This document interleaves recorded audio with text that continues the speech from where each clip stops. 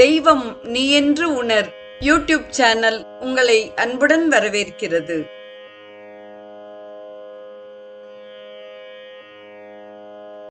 வாழிய செந்தமிழ். அன்பு நிறை உள்ளங்களுக்கு அன்பார்ந்த வணக்கங்கள்.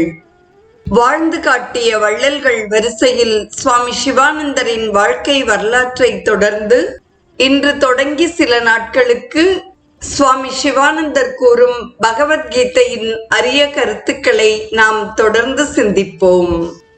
முதலாவதாக சுவாமி சிவானந்தர் கூறும் பகவத்கீதையின் மேன்மை குறித்து சிந்திப்போம். அகில உலக இலக்கியங்களுள் கீதையை போன்று மக்களின் அறிவை துலக்கும் மற்றொரு நூல் கிடையாது.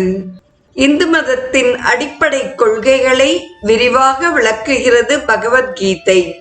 ஞானத்தின் கருவூலமாக அமையும் கீதை உங்களுடைய சிறந்த வழிகாட்டியாக அமைகிறது. வற்றாத ஆன்மீக பொக்கிஷமாகிய கீதை உங்களுடைய உயர் குருவாகவும் விளங்குகிறது.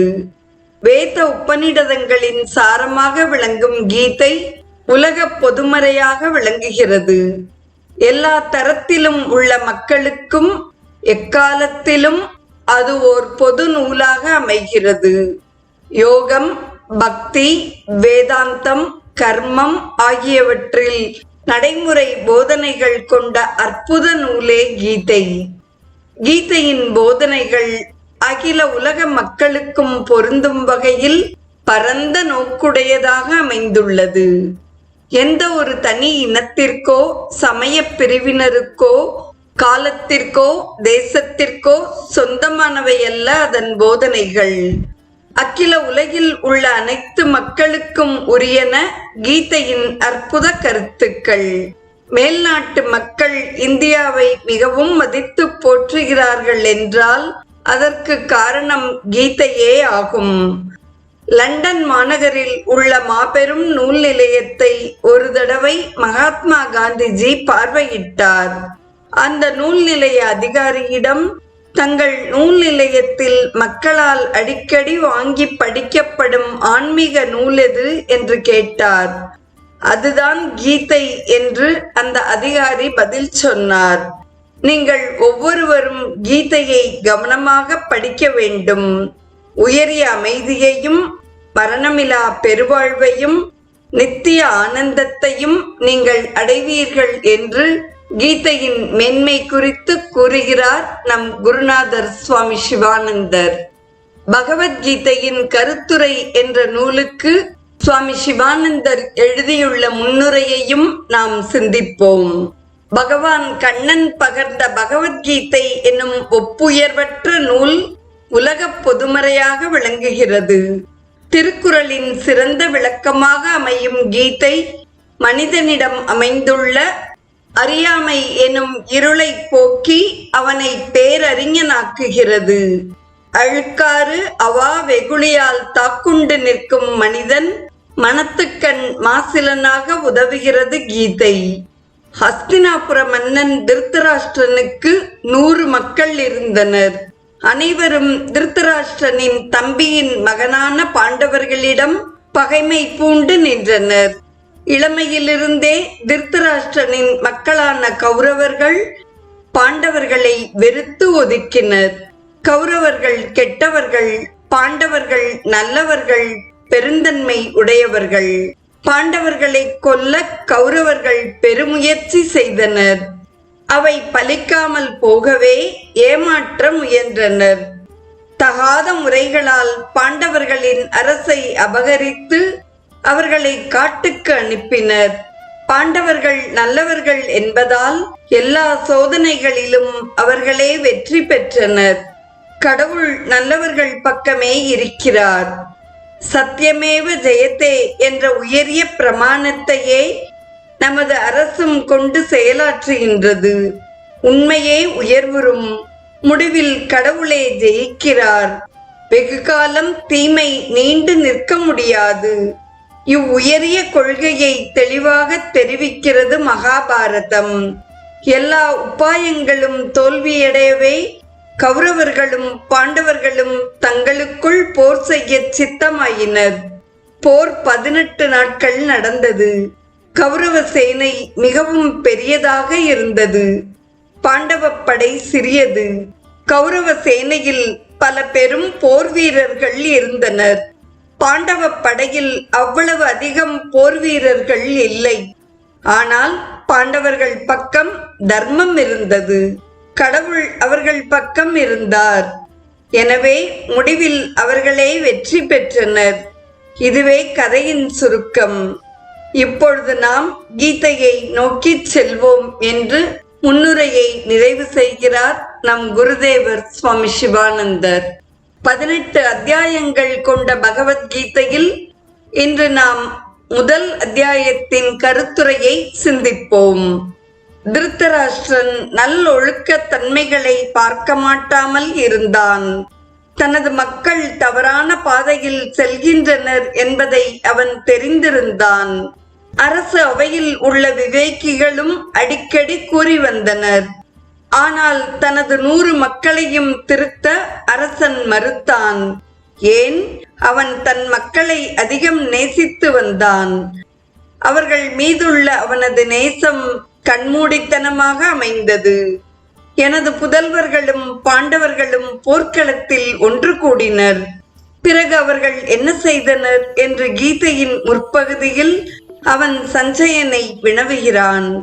சஞ்சயனிடம் ஞான பார்வை அமைந்திருந்தது. அரண்மனையில் இருந்து கொண்டே போர்க்களத்தில் நடைபெற்று கொண்டிருப்பதை சஞ்சயனால் பார்க்க முடிந்தது. சஞ்சயன் கதையை சொல்கிறான்.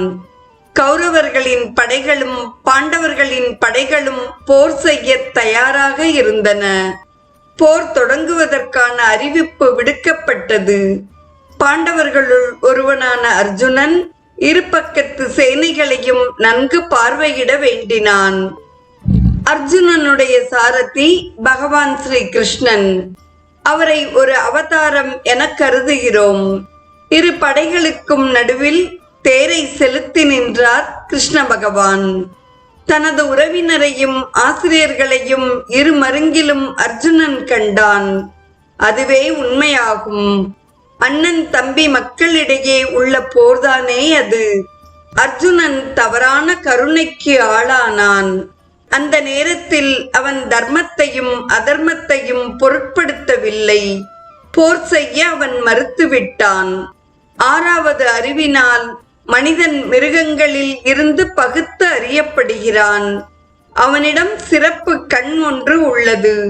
அதுவே பகுத்தறிவு எனும் கண்ணாகும். பஞ்ச இந்திரியங்களில் ஒன்றோ அல்லது மற்ற ஏதாவதோ செயல்படாது இருக்கும் பொழுது 6வது அறிவுதான் உதவுகிறது. 5 பெற்றிருப்பவர்களுக்கும் அவற்றை அடக்கி நிறுத்தவே கேட்கப்படுகின்றனர்.